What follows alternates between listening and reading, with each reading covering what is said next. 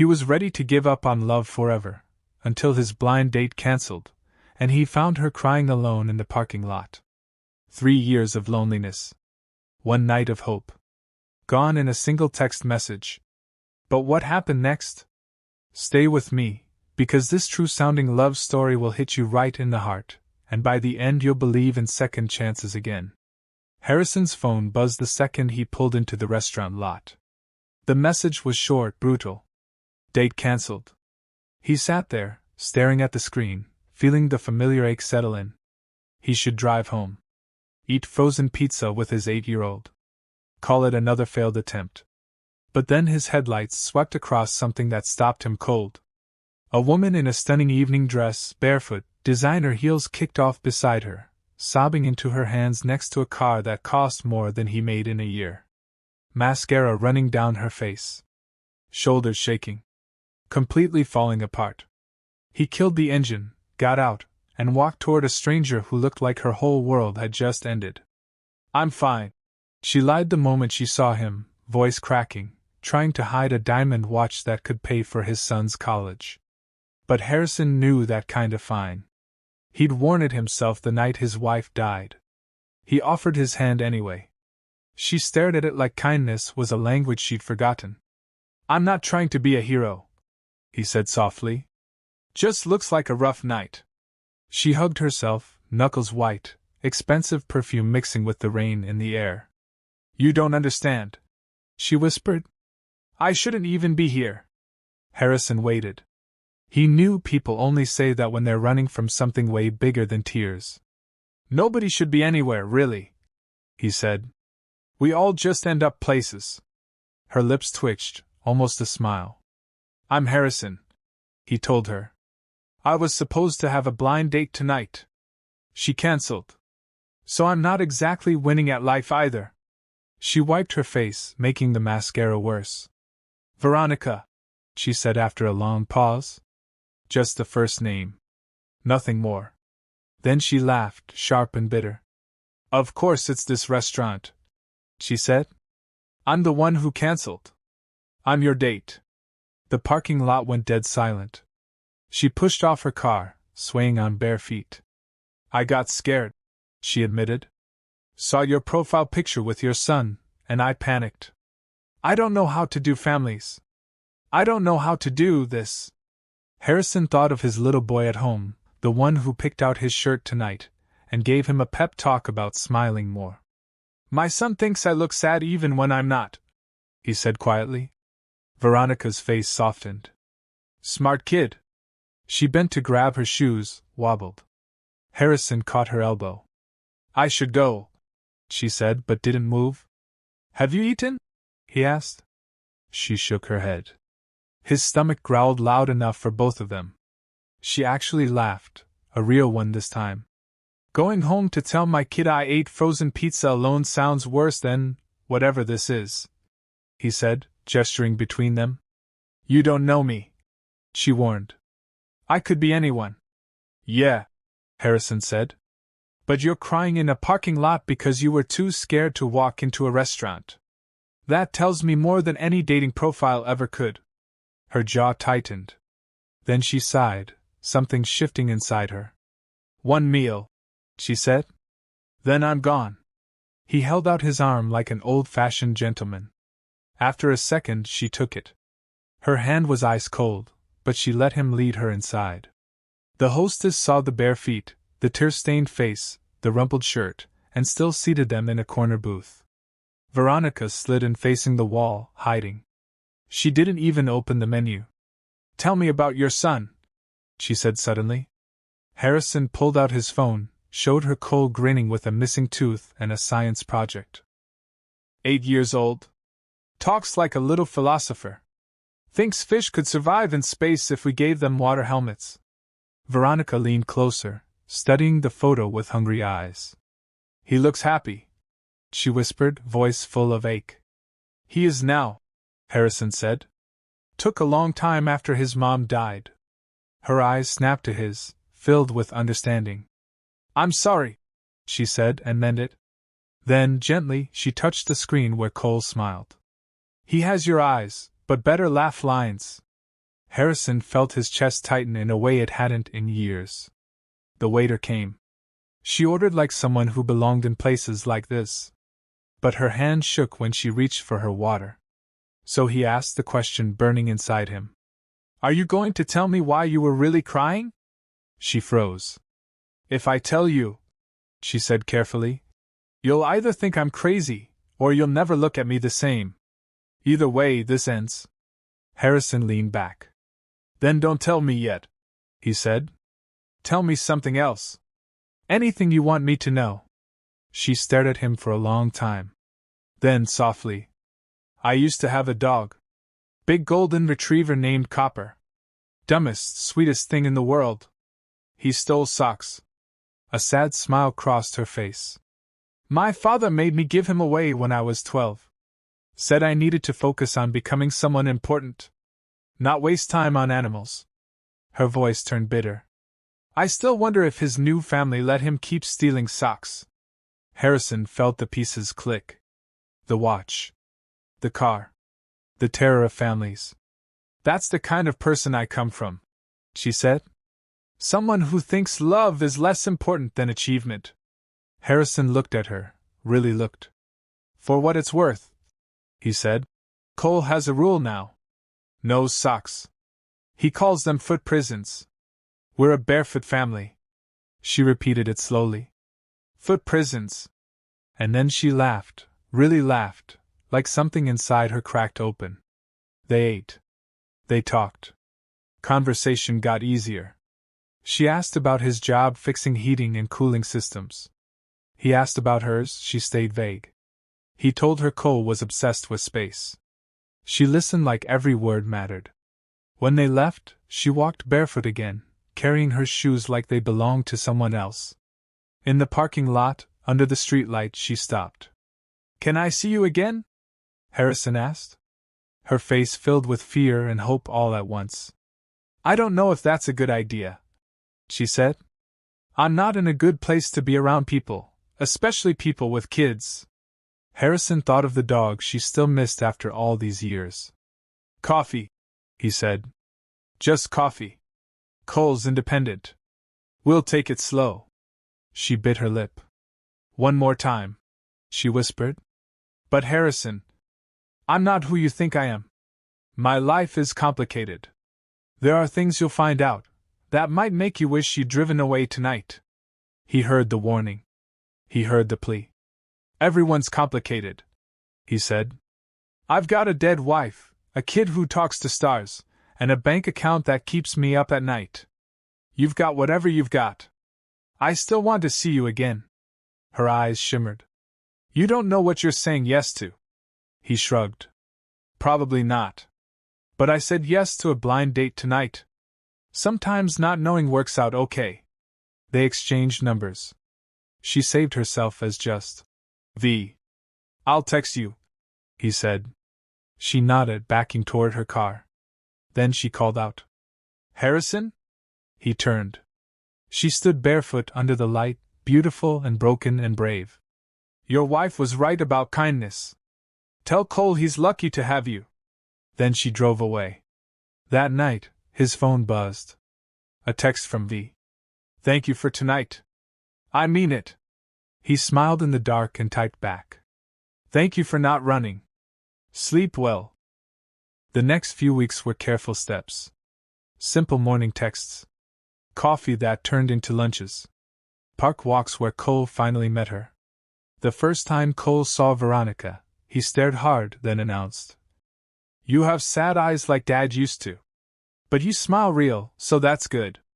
Veronica looked stunned, then crouched down. You have smart eyes, she told him. Like you see things other people miss. Cole beamed. And just like that, he adopted her. But the warning signs were there. She never let Harrison pick her up. Dodged questions about family. Once, a photographer walked by and she turned away fast, hiding her face. Paparazzi make me nervous, she said weakly. Her phone rang constantly, calls she never answered in front of him. And the money, always the money. The way she never looked at prices. 6 weeks in, Harrison couldn't take the secrets anymore. He typed her name with the few details he had. And the truth hit him like ice water. Veronica Ashford. Billionaire heiress. Daughter of tech mogul Preston Ashford. Missing from public life for 8 months. The woman in the photos was perfect, polished, standing next to presidents and CEOs. But the eyes were the same sad eyes from the parking lot. He sat at his kitchen table, heart pounding. She wasn't just rich. She was an empire. And she'd been hiding it the whole time. He called her. "You looked me up," she said the second she answered, voice flat. "Yeah." Silence. "Come to my place," she said. "I'll text the address. It's time you saw everything." The building was glass and steel and money. The elevator opened straight into her penthouse. Floor-to-ceiling windows. Art that belonged in museums. A view that made the city look tiny. And there she was, in jeans and a sweater, looking small in a home that didn't feel like a home. "So," she said. "Now you know." Harrison walked in slowly. Everything perfect. Everything empty. No photos. No life. "Why didn't you tell me?" She laughed that bitter laugh from the parking lot. "Because this is what happens. I tell people, and suddenly I stop being a person. I become a bank account with legs. You saw me that night because you didn't know. You saw me." Harrison thought about it. If he'd known in the parking lot, would he have walked over? Probably not. He would have assumed she had people. Security. Solutions. "I wouldn't have talked to you," he admitted. "Would have thought someone like you didn't need help from someone like me." She nodded. "Exactly. But I did need help. So badly. I was crying because I couldn't make myself walk into that restaurant and pretend to be normal for one night." She moved to the window. "My father built an empire. My mother protected the image. And I learned love was something you trade. Until you." Harrison stepped closer. "I fix air conditioners, Veronica. I don't know how to live in your world."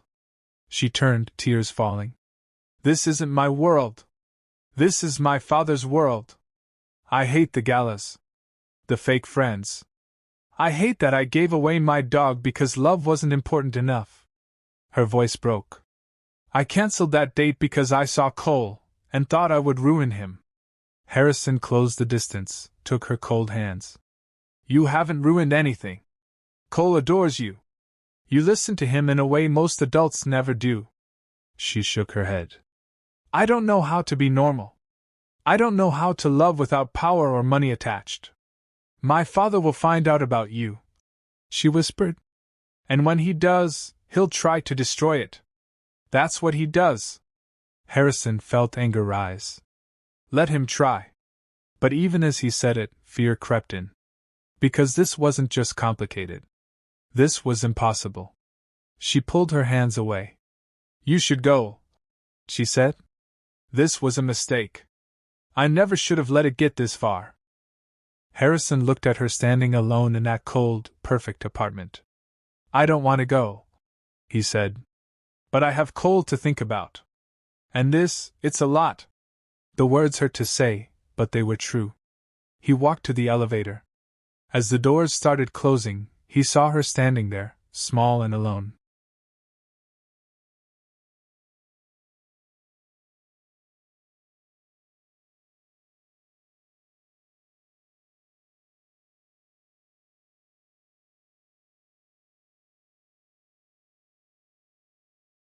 "I hate that I gave away my dog because love wasn't important enough." Her voice broke. "I cancelled that date because I saw Cole, and thought I would ruin him." Harrison closed the distance, took her cold hands. "You haven't ruined anything. Cole adores you. You listen to him in a way most adults never do." She shook her head. "I don't know how to be normal. I don't know how to love without power or money attached. My father will find out about you," she whispered. "And when he does, he'll try to destroy it. That's what he does." Harrison felt anger rise. Let him try. But even as he said it, fear crept in. Because this wasn't just complicated. This was impossible. She pulled her hands away. You should go, she said. This was a mistake. I never should have let it get this far. Harrison looked at her standing alone in that cold, perfect apartment. I don't want to go, he said. But I have Cole to think about. And this, it's a lot. The words hurt to say, but they were true. He walked to the elevator. As the doors started closing, he saw her standing there, small and alone. And he wondered if he was making the biggest mistake of his life. Cole knew something was wrong the second Harrison walked in. Where's Veronica? His little face fell when Harrison said she wouldn't be coming. Did I do something? No, buddy. Never. Cole crossed his arms, looking so much like his mom it hurt. That's what you said when Mom got sick. But it wasn't grown-up stuff. It was her dying. The words punched the air out of Harrison. He sat down heavy. Veronica comes from a different world, he said. Lots of money. Lots of pressure. I don't know if we fit there. Cole frowned. But she fits here. She likes foot prisons and space fish. Doesn't care about our couch stain. Harrison almost smiled. It's more complicated than that, bud.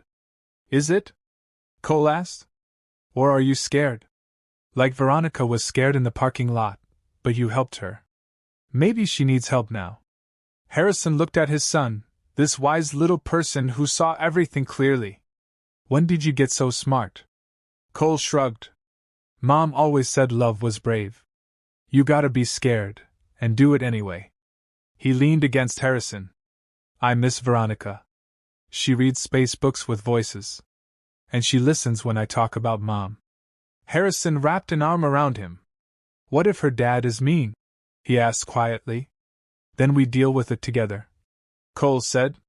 Harrison felt something shift inside him. That night he texted her. Can we talk? Really talk? She answered instantly. Yes. Please. The next day, Harrison picked Cole up from school early. They walked into the coffee shop together. Veronica was already there, looking like she hadn't slept. But when Cole saw her, he ran.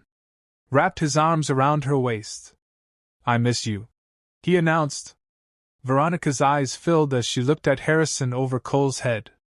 I miss you too, she whispered. More than you know. They sat down, Cole between them like he belonged there. I'm sorry, Veronica started. Harrison shook his head. Cole reminded me of something. My wife used to say love takes courage. And I think, whatever this is, it's worth being brave for. Cole reached over and patted Veronica's hand. It's okay to cry. Dad cries sometimes too. Veronica laughed through tears. Your son is the wisest person I've ever met. Harrison smiled. Yeah. He's pretty great. He leaned forward. I don't know how to do this. Dating a billionaire wasn't in my 5-year plan. But Cole's right. You fit with us. You fit in a way no one has since his mom died. So we figure it out. Together. Veronica looked at their joined hands. My father is going to lose his mind. Then we deal with him when we have to, Harrison said. I'm not rich. I can't give you the life you're used to. But I can give you honesty. Real connection. And a kid who already loves you. If that's enough. Veronica looked at Cole, then back at Harrison. It's more than enough, she said. It's everything. Cole whooped loud enough for the whole shop to stare, and threw his arms around both of them. They were going to be okay. But it wasn't easy. Veronica spent more time at their modest house, relaxing in ways the penthouse never allowed. She learned to cook with Cole as her chaotic assistant. Harrison went to one charity gala in a rented tux, feeling like an imposter. That's when he met Preston Ashford. Older. Cold eyes. No warmth. So you're the mechanic, the man said. HVAC technician, Harrison corrected. And you're the father who made her give away her dog. Veronica's hand tightened on his arm. But Harrison wasn't done. She was a kid who needed love, he said. There's a difference. Preston smiled like a shark. We'll speak later, He told Veronica, and walked away. 2 weeks later, Harrison lost half his contracts. All tied to Ashford companies. Money got tight. Really tight. Cole asked one night, voice small. Are we poor now? Harrison couldn't lie. We're tight, buddy. But we're okay. Cole thought hard. Is it because of Veronica? Harrison hesitated. Kind of. Cole looked at him with those clear eyes. Mom wouldn't have let someone hurt us. The words hurt. Because they were true. Veronica showed up the next night in a power suit, looking like the heiress again. I went to my father, she said, voice steel. Told him back off, or I go public with every dirty family secret. Harrison's clients started calling again. But the victory felt wrong. What did it cost you? He asked. He wants me back in the business. In the cage. She looked at the watch on her wrist, the one she hadn't worn in months. I can't fully walk away, she said. Not if I want to protect you and Cole. Harrison shook his head. That's not fair to you. Veronica met his eyes. Fair stopped mattering the day I fell in love with you. The words hung in the air. First time either had said it. You love me? He asked, voice rough. She nodded, tears falling. I love both of you. Cole's voice came from the hallway. Veronica, why are you sad? He ran over, hugged her legs. You don't have to be alone sad. You can be together sad with us. Veronica sank down, held him tight. How did I get so lucky to meet you? Dad says Mom sent you, Cole said seriously. Veronica looked up at Harrison. Cole's right, he said. You're family now. We protect family. Even from billionaire jerks. They came up with a crazy plan. Go public. Tell their story on their terms. A parking lot. A canceled date. 2 broken people who found each other. They did the interview. Cole stole the show talking about space fish and foot prisons. The headline went viral. The billionaire heiress who found love in a parking lot. The internet fell in love. Preston tried to fight it. But you can't fight a fairy tale the world wants to believe in. Harrison's business boomed. Veronica got recognized everywhere, but people smiled, not judged. Then came the letter. Preston was cutting her off completely. No trust fund. No family money. Come back, or lose everything. Veronica showed Harrison with shaking hands. I have savings, she said. I won't be homeless. But I'll need a real job. A budget. I don't even know how to budget. Harrison pulled her close. Then we teach you. Cole and I are experts at stretching $5. He smiled. This isn't punishment, Veronica. This is freedom. She moved out of the penthouse. Into a small apartment in their neighborhood. Kept only what mattered. Books. A few pieces of art. Hidden childhood photos, and one of copper. Moving day, she looked around the tiny living room and cried. It's perfect, she said. It's mine. She got a job at a nonprofit helping kids get access to education. Came home every day glowing. I helped a little girl get into a coding camp today, she'd say, eyes bright. 1 year after the parking lot, Harrison took her back there. Late at night. Same spot. Remember this place? He asked. She smiled. How could I forget? He got down on one knee. The ring was simple. Silver band. Tiny diamond. Nothing like her old life. Everything like their new one. Veronica Ashford, he said. Will you marry a guy who fixes air conditioners, lives in a house with mystery stains, and comes with a kid who believes in space fish? She was crying and nodding before he finished. Yes. God, yes. They got married in a park. Small ceremony. Cole as ring bearer. No Preston. Just love. A year later, life wasn't perfect. But it was real. Dinners together every night. Laughter filling a small house that finally felt like home. Sometimes Veronica woke up in the middle of the night, still surprised to be there. You awake? Harrison would mumble. Just thinking, she'd whisper. About what?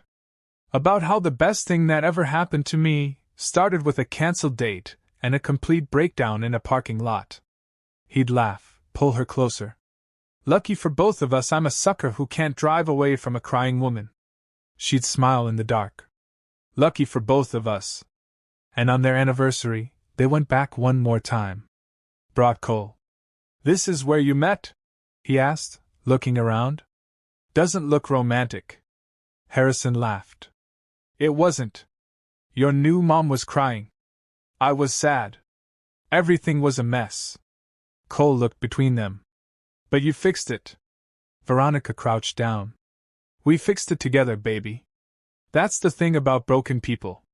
Sometimes when they heal, they're more beautiful. Because you can see exactly where they were put back together. She pulled them both into a hug. Right there in the parking lot where it all began. Sometimes the person you're meant to find shows up when you've stopped looking. Sometimes they're crying next to an expensive car, hiding from their whole life. And sometimes, all it takes is one person who sees you at your worst, and refuses to drive away. That's where the best love stories begin. Not with perfect plans, but with cancelled dates, and tears and parking lots, and someone kind enough to stop.